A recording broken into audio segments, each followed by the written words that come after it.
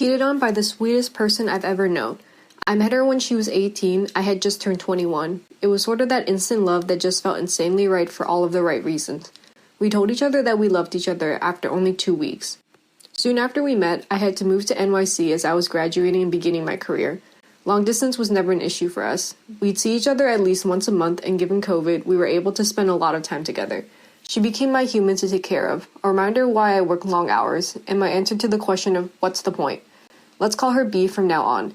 B always struggled with depressive episodes, a lot of it centering on issues with friends and past trauma, but some of it from within and couldn't always be explained. B had begun school in 2019, so COVID, coupled with her school's draconian safety rules, essentially took her college experience from her.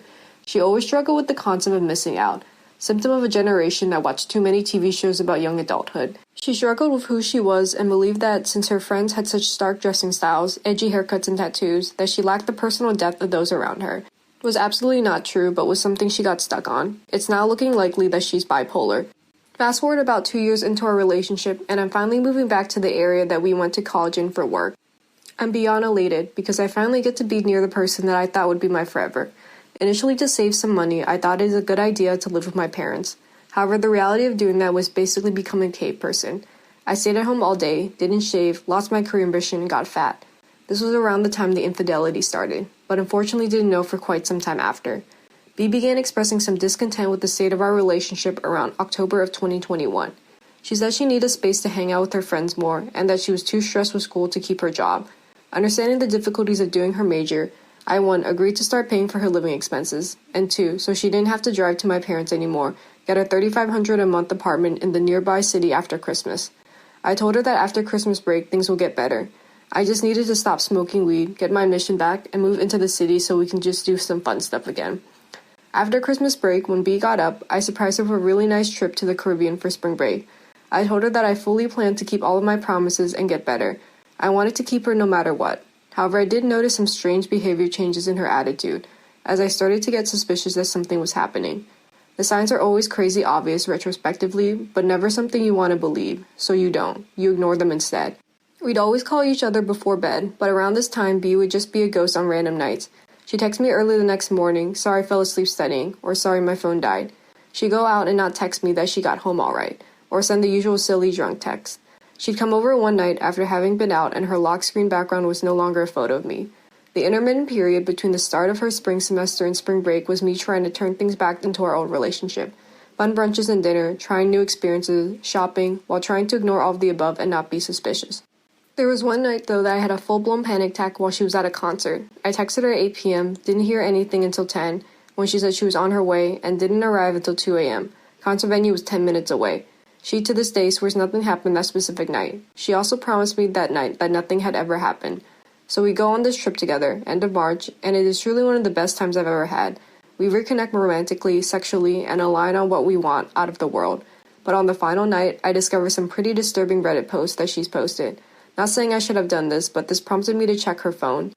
I noticed from emails that she's downloaded Tinder several times since November 2021 to February 2022.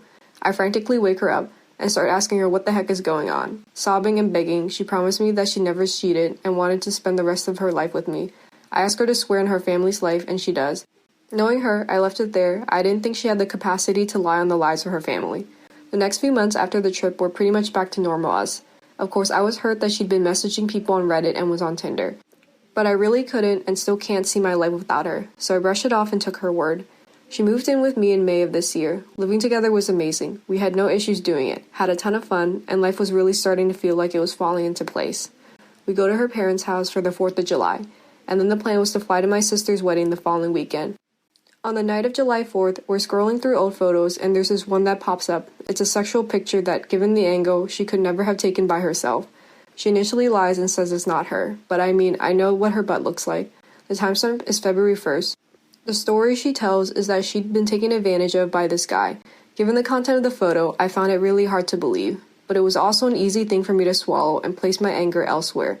A few days later, through a lot more lying and me crying, I go through her phone again and discover what I missed during the trip. It wasn't just this one guy one time, but it was several people throughout this 4-month period of infidelity. The cheating began right after Thanksgiving when I met her entire extended family. She cheated on me with 5 people. one of which she saw several times, and a lot of it was happening during the period that I was suspicious of. After I'd gotten the apartment and was trying with all my strength to save our relationship. Picture this, I paid for the gas she was using to have sex with other people. I was planning our vacation while she was being unfaithful. Yet I hate that she's not in my life now. I feel like I could just let it all go if she came back, but she doesn't want to anymore. She says she can't look at me because of what she did to me. I'm not sure if anyone made it this far, but I guess my question centers on this. Why do I still want to be with her? Why does every date and every person I meet now just seem so boring and uninteresting? Why do I miss her so much? Why do I have such little self-worth?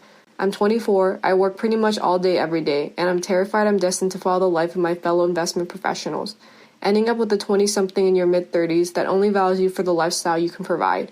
I just want to feel that type of love again. Edit, I was dirt broke when we first met. I only started buying stuff for her when I had money to do so. Update post. Wanted to update you all given how kind you were. So, took all your advice, blocked on every social media and phone number.